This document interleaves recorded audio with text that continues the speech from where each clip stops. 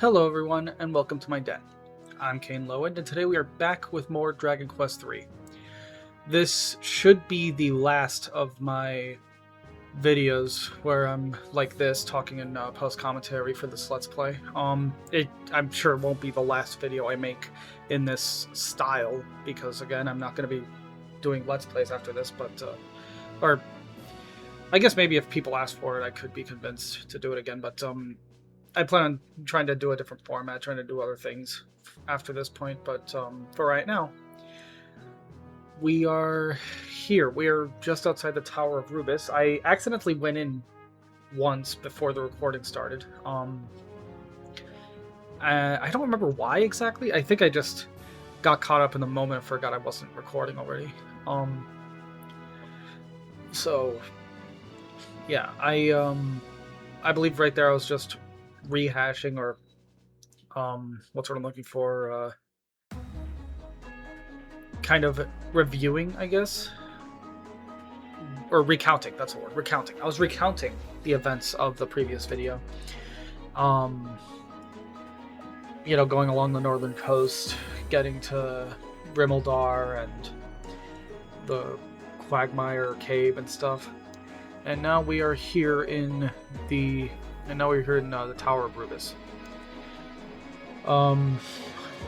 At this part specifically, I went off on a tangent about Dragon Quest builders, because for those of you who don't know, I love Dragon Quest builders. I do have ideas for that at some point in the future as well, but I'm not worried about that, and I'm not going to be worried about that for a little bit. I left a couple battles in here. I think, God, out of this entire video, I think I left like 2 or 3 battles in. And this video is well over half an hour long. Like, right now, before adding the intro and everything, this video is 35 minutes, just over 35 minutes long, according to my timeline. And literally only 3 battles have been left in the entire video. The raw recording, no cuts or anything, was like 48 minutes long. So literally 18 minutes of the raw recording was just battles. I don't remember what I was talking about here. I literally just watched through this while I was editing it, and I don't remember what I was talking about. I think that was just me going into further detail about like Dragon Quest builders and all that, because man, do I have a lot to say about those games. A lot of good things. I love those games. You know, I wouldn't like, sure, I might have my critiques, but I'm not gonna trash them excessively or anything. You know, I'd give whatever I think deserves critique, I would critique, but for the most part, I've got next to nothing but praise for those games. They're so good. But yeah, I went off on a tangent about that, and yeah, it's because, like, here's the thing, I don't put on Padfoot for my first runs through these levels. I left this one in because it's a new enemy formation, I think, and it's also the first instance of seeing these I'm blanking on what they were called, the guys on the left there. I think they're not mind flayers, they're flying flayers, that's what they're. This is our first instance of the flying flayers, as well as I think those Chimera enemies. I don't remember for sure. I know I'm talking about something here. I think I'm talking about how, because, like, typically when I'm just, like, running through dungeons and just, you know, planning on cutting out battles anyway, I just put the game on, like, Fight Wisely, and I basically let it play itself. And so I could like try to focus on whatever I was talking about before the battle started, and like return to the topic easily when I get back. But in a case like this, you know, I'm wanting to leave if I'm wanting to leave the battles in, like, I will probably put it on, like, what's it called? God, I'm sorry. You know, I'll put it on like follow orders and actually order my party members around and stuff, because it's just more fun it's definitely a very best of both worlds sort of thing. You know, like if you don't want to deal with the battles and you just want to grind out a bunch of battles really fast, you can just put it on the fastest setting with Fight Wisely, and your party members will do whatever the best option is for them. Here I'm restoring everybody's MP because I don't think, you know, all throughout like yesterday, all throughout the previous video, which to be fair I did edit yesterday, so that's probably why I was saying yesterday. In real life, all of this was probably recorded like close to a month ago at this point. But in the previous video, I was doing the same thing. You know, I would I would just let the battles play out and just cut them out in post, and I would just have it on Fight Wisely. So like, you know, especially something like Kazap and stuff uses so much MP. It uses a lot of MP, and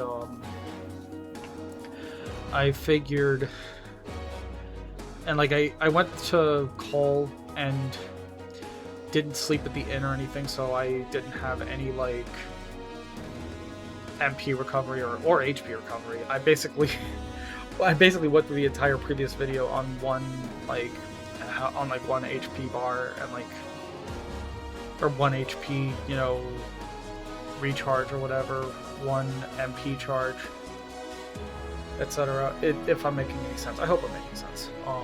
Right now I'm just exploring this entire giant room here. Seems to just be here for symmetry with the other side of the map, because otherwise, like, there's nothing here. There's no treasure chest. I look around pretty thoroughly. There's no like there's no like mini metal on the floor or anything. Like, I don't know what exactly the purpose of that area is. Also, yeah, seriously, look how many battles I'm having to cut out. Like, it's crazy. Literally, out of this entire 48 minute raw recording, literally 18 minutes of it, or no, not 18, 13 minutes of it was just battles. That's it. And we've already been through like 2 or 3 battles in this video. I think there's only one other one that I show much later down the line, because it involves an enemy. It shows a new enemy that I don't remember ever acknowledging and don't remember ever like talking about in the video itself. We'll get to it, but or no, wait, there's 4 battles, because I forgot the boss's one. You may have noticed like a brief cut there, where it looked like a bunch of like extra walking space was just cut out from a battle. I had a text box talking about that, but I don't know what happened to it. Whatever. I basically just got a little overzealous on the editing front and cut out a bit of extra footage. I didn't mean to, but we weren't missing anything anyway, so whatever. But yeah, this place is gigantic, and it takes a while to get through it. Because like literally we enter this place at like maybe, I don't know, let's say like the 1 minute mark, if not earlier than that, and the entire rest of this video is just here. Like, so that's literally almost 50 minutes of recording, where like 49 of it, which coincidentally is also the part that this is, part 49. 49 minutes of this almost, or I guess you could say like 47 minutes of this like 48-minute recording or whatever it was, is just in here. The last like minute's worth of footage is just outside while I was, you know, recounting the events of the previous video, and when I fast travel out of here to go to the next place, and then the video ends. It's nuts. It's absolutely insane. But yeah. So this there's not a whole lot going on this floor. This is where we're introduced to this weird ass like floor tile puzzle thing, and I do get the hang of it eventually. I think I had to just Google it, honestly. Because I remember there comes a point where you physically can't move on without... there comes a point where you just physically can't move on without, like, you know, figuring out the floor puzzle thing and getting past it the way that the devs intended. But it was just a bit too confusing, and I couldn't figure out how to do it, so I eventually ended up just Googling it. That's not going to be for like another few minutes or so. Yeah, we're only like 10 minutes into this, and or actually just shy of 11 minutes now at the time of recording, according to the timeline. Sorry, I'm meandering a lot with the speech. There's so much to cover, so much to talk about here. It's kind of putting my ADHD brain into overdrive. Also, I missed out on what's up in that staircase. I do go back for it later. After beating the boss and everything, I will go back through this place real quick and show off what I missed. So don't worry, I do go back for that. But yeah, that what's up that staircase would have been very useful for the boss, and I regret not getting it before I went up there. Why did I leave this one in? I don't... Okay, I guess it's 5 battles now that are in this video total. I don't know why I left that one in. I'm not kidding. I'm not kidding when I tell you. I literally just edited this in the past, like, couple hours at the time of this recording. Like, I just went through this footage and did all the cuts and stuff, so I do not know why I left that specific battle in. I'm sure it made sense at the time, but like now I'm just completely blanking. And I'm gonna go ahead and tell you right now exactly what my issue was here. I was pressing left and right on the D-pad. These tiles mess up your controls. It's kind of confusing and convoluted to explain, but the short version is they screw with your controls. So pressing a certain direction will make you go in a different direction than you're expecting or intending, and you need to figure out the pattern, and you need to figure out like pressing which direction will make you go which way and stuff. Once you figure it out, it's not too bad. You just have to pay attention. But like, if you don't figure it out in a timely manner, you're going to just regret it, because it's gonna be like you're gonna feel like such an idiot, and you're gonna feel stuck. I felt stuck for a little bit before I just went and freaking looked it up. So yeah, I believe here is where there's a cut. Because I'm an idiot, and oh no, it's like in another minute or so. I go up here and just get like stuck on the floor tiles and get sent back down. Which, by the way, this place almost may as well be a point of no return. If this game didn't have like the evac spell or a fast travel spell or anything, like Zoma probably would have won here by just having us stuck here until we starve to death. Oh, and I had the stupid idea that maybe Safe Passage would help me get over the floor tiles. It doesn't. But that's why you saw me cast Safe Passage there. Yeah, it's I believe this next attempt that I go and just cut until I looked up the solution and went from there. I felt so stupid because it felt like it's something I should have been able to figure out on my own, but I just couldn't. Here it is. This is the final battle other than the boss that I recall leaving in the video. Tweedu Voodoo, I think is what those enemies are called. And you can see from my model, I'm not talking at all during that battle or anything. I had no intention of leaving that battle in. I don't acknowledge them at all. And, like, that's why I chose, since I'm doing this in post anyway, that's why I chose to just leave that battle in there, so I could at least acknowledge that those enemies exist, because we only get 2 battles with them. I cut the other one out, but that was the first one, and I kind of felt bad that I just didn't even talk in that battle. I like barely even acknowledged that those were new enemies, or I didn't even realize those were new enemies. It seems like, because I didn't plan on leaving that battle in. I didn't plan on talking about it. I didn't plan on doing anything. So yeah, I left it in post here, and yeah, now I'm acknowledging it in post. But let's see. I believe I turn around here, and then there it is. Yeah. There it is.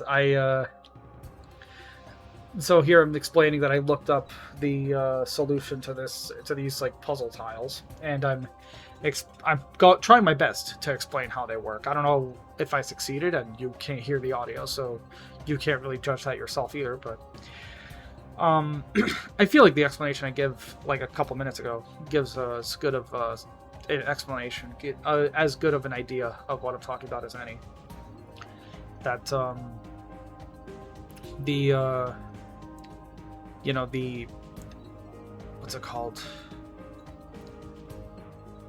That, like, you have to pay attention to which direction the different colors are facing in, and that'll determine like what direction you'll move when you press certain arrows or like certain directions on the D-pad or whatever. Like, like I said, just pay attention, and you'll be okay. There's a balcony there, but nothing in it for some reason. So, yeah, this entire like back section of the castle here, or the Tower of Rubiss here, there's no way back to the main area from here, to my knowledge. Not that I could find. So, literally, if this game didn't have like an evac spell, didn't have zoom, didn't have anything, Zoma would have won when we came here to free Rubiss, because there would have just been no way back. Like there would have been no way to leave this place, so we would have just stayed here until we starved to death or something. It's honestly kind of funny to think about. Morbid, but funny. And yeah, I'm going the long way around just in case there's like treasure chests or anything. There's only like, I think this is the only treasure chest in this entire giant like hexagon area here, or octagon, whatever it was. Yeah, I think it's a hexagon. What am I talking about here? I don't remember what I'm talking about here. But yeah, God, ADHD is so annoying sometimes, because it's like I'm not exaggerating. I literally just did this, and I already don't remember. Like, I just watched the footage with the audio. I just, like, I should know what I was doing, what I was talking about, and I just don't. Because I don't script these post-coms. Maybe it's something in the future I plan to do something like that, but I didn't write down notes. I should have, but I didn't. I fully acknowledge that's a mistake. That is an error on my part. I should have, jotted down notes to like talk about here or something, but I didn't, and that's my own fault. And so here we make it to this absolutely hardcore looking statue of some like angelic looking chick. And here's this guy again, the Soul of Baramos. Baramos, even if he's not the true big bad, he's a surprisingly present entity in this story. Because we fight like Baramos back in the overworld before coming down here. And then Zoma reveals himself as the true big bad. And now here we have the Soul of Baramos.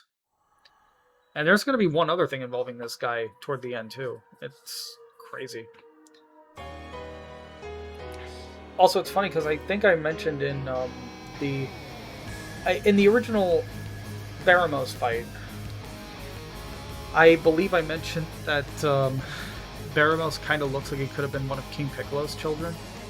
And then I just left that thought there. Didn't even really acknowledge like which one or anything. I thought I would. I thought I would go more into detail on what I meant by that, but I didn't. I just left it alone. And I wasn't sure if I was intending to put like a picture or like an image of which one I meant. I might do that here, but it's just crazy. Also, these ash demons are new, and as far as I know, this is the only battle they ever show up in. They show up here to aid the soul of Baramos in this fight, and then they just disappear and we never see them again. This is the only time they show up. So, yeah. Also, Soul of Baramos can use Inferno, but thankfully he doesn't spam it anywhere close to as much as friggin' Garboil did. And you're gonna see me struggle a little bit on this fight, at first. Because, for one thing, I kind of have this thing about using multi-targeting attacks on single target enemies. On, like, single enemies. It just bothers me because it feels like... I'm used to it working a certain way, where, like, if you're using a multi-targeting attack, you're trading like raw damage for the multi-targeting, right? You're not so like using it on a single target isn't gonna really do max damage on all those enemies. It's just gonna do like it's gonna do a little bit, but it's gonna damage every enemy at once. But if you were to use the multi-targeting attack on a single target, it wouldn't just like concentrate all of that damage on one enemy. It would instead what it's going to do is just make that one enemy take the same amount of damage it would if you were using or at least maybe just slightly more, a not remotely worthwhile more amount of damage than it would be if you were to actually use it on like multiple targets or whatever. That's how I'm used to that sort of thing working, and I feel like in most RPGs that is how it works, but in this game, that isn't the case at all.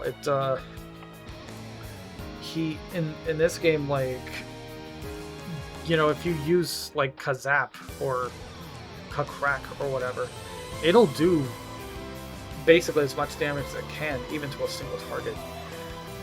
But you know, it's really hard to break out of that mindset once you're in it, because you'll start thinking about it like, but what's the point of doing that when I could be using less MP to probably get more damage out of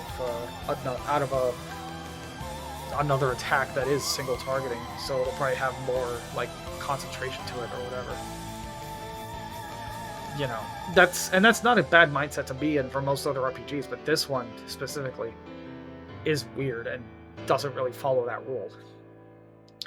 Also, he is very susceptible to tongue bashing, by the way.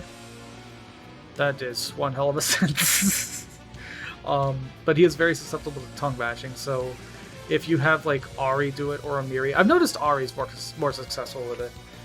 But if you have Ari or Amiri, or you know, whoever, your Beast Tamer basically, if you have your Beast Tamer tongue bash him, chances are pretty good he'll actually be like stunned, and you'll just get a free turn, and it works pretty consistently.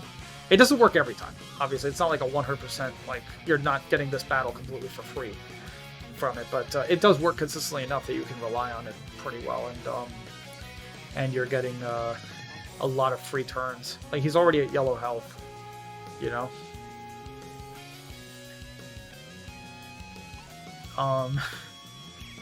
But the idea of tongue bashing is so funny to me, because it's like, it says that they have goosebumps, like they're so scared. Like, you literally lick them so much that they get scared of you and can't even move. And like, there's no visual of that, obviously. There's like a visual effect that plays, but like, there's no visual of like your party member, your character, like licking them or anything. It just sort of, you just sort of have to take the game's word for it. Also, he attempts Blasto, but I don't even know if that can work. Blasto is an attack that, or like an ability that, or it's a spell. I'm overthinking my words so hard. Blasto is a spell that I believe Panda has, but I don't bother using it because it basically just blasts the enemy away. Literally. So they're removed from the battle, but it doesn't count as killing them, so you don't get experience for it. So basically, it's entirely worthless as far as I'm concerned. That's why I don't bother. I don't know how successful, like how high of a success rate it has when Soul of Baramos or any boss or any enemy uses it, really, though. Another equivalent that you might be familiar with is like Ruby Weapon in Final Fantasy VII. And I think that, yeah, Midgar Zolom does it as well, where, like, it'll just knock your party members out of a battle, and that's it. Okay, we've beaten Soul of Baramos. First try, by the way. And I don't... There's another 10 minutes left of this part. I'm not sure what else happens. I know... I mean, I do know what happens after this, but I don't remember it being 10 minutes worth of shit. So, like, I'm not sure what's going on.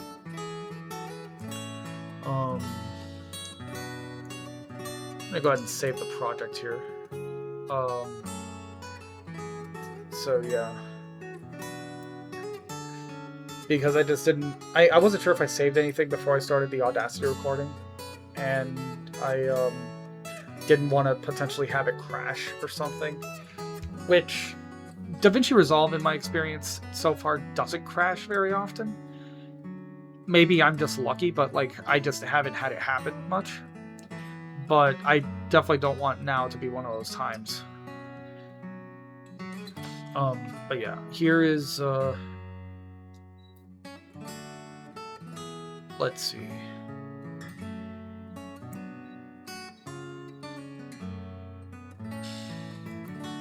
So you go up to the statue. I have to wonder what happens if you come here without the fairy flute. Stunningly lifelike depiction of a goddess. If you come here without the fairy flute, I have to imagine it just doesn't give you the option to use it. So maybe you could beat Soul of Baramos and then think, okay, I need to go somewhere else, do another thing, and then come back, which would be annoying. So yeah, for the love of God, go to Cole and get the fairy flute first. And yeah, so Rubiss was trapped here by Zoma, presumably, and then petrified into a statue. And now we're freeing her from that captivity. And, give me just a second. I'm kind of trying to wait until... There we go. Yeah, I freaking love Rubiss's design. It's such a cool design. You know, with the wings and the red hair and everything. I love it.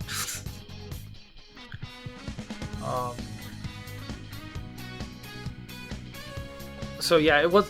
it turns out, I talked about this in earlier parts. It turns out I was wrong. It wasn't Rubiss's voice that we were hearing, like, in our heads. It was the spirit.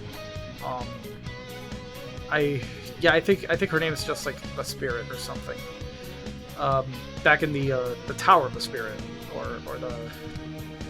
We'll go back there later in this part, but yeah, it's like there's a spirit that's like a servant of the goddess or something, and it was her voice we were hearing because the goddess herself was, you know, trapped here, and presumably had her like magic sealed or something, so she couldn't actually contact us herself. I was mistaken about that. Now she's giving us a little bit more exposition about Zoma and how he seems to still be, even though we freed her from her captivity, he still seems to have control over the majority of her power. So she hasn't been fully restored yet. And she's telling us about how we need the rainbow drop to create the bridge to Zoma's castle. And it's funny because you may remember from the last part, I have the Sunstone already, and I think I have the Staff of Rain as well. But I have the Sunstone already in my inventory, but I just don't realize it's there. So I thought she was giving us a Sunstone here, and then I see that she gave us this medallion or whatever it was called, or the sacred. I already forgot. It was just on screen, and I already forgot. But yeah, she goes giving us that. And yeah, I believe that it's just in the next part that we make the rainbow tier, or the rainbow drop. I already forgot. ADHD is a bitch. But yeah.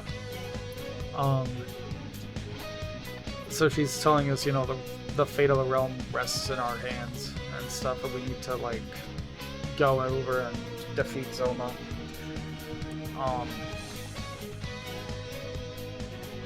But yeah, so we're only about 5 minutes left of the part, and I know more or less everything that happens from this point on.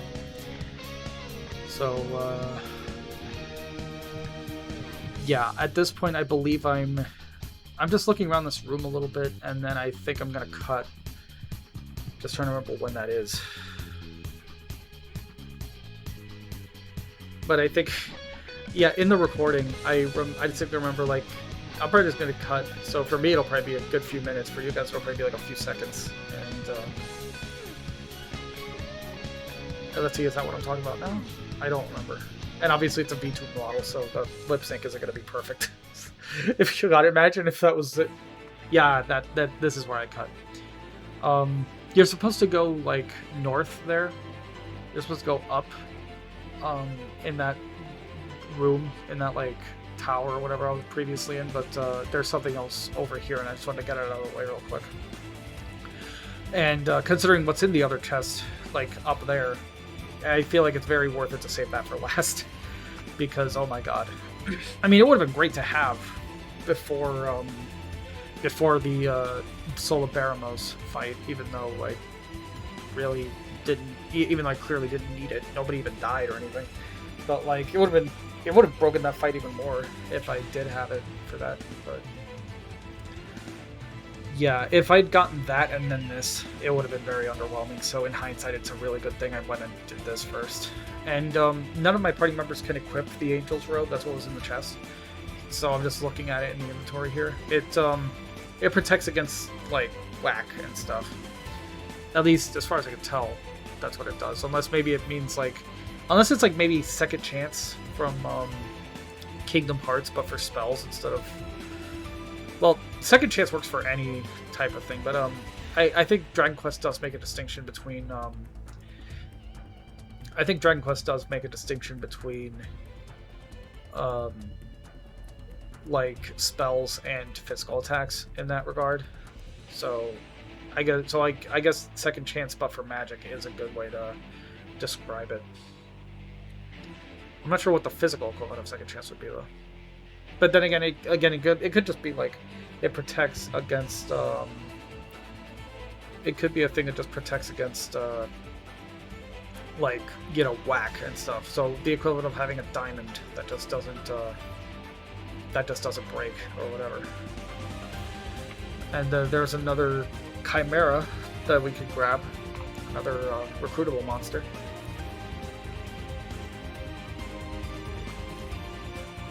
And here is the Auroral Armor. This is the ultimate armor in the game, just randomly in a chest here. Which is crazy to me. 424 defense. I think the only thing better than this is the Hate Mail. And even that has a nasty curse on it that makes you really not want to use it. So, yeah. And now at this point we are truly done with the Tower of Rubiss, so I'm just leaving to go to the Shrine of the Spirit, because it's right next to our next destination, which you can barely see behind my tails.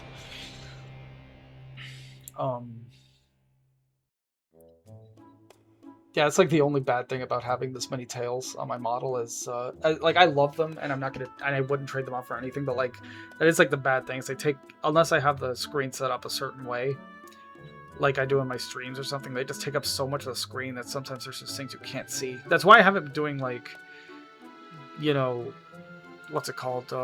That's why I haven't been doing, like, capture card streams, like, off the Switch or anything, because it's a whole thing. But I'm going off on a tangent I can't finish before the part ends. So with all that being said, thank you all so much for watching. Be sure to like, comment, and subscribe. We should be back to live commentary for the next video, and take care.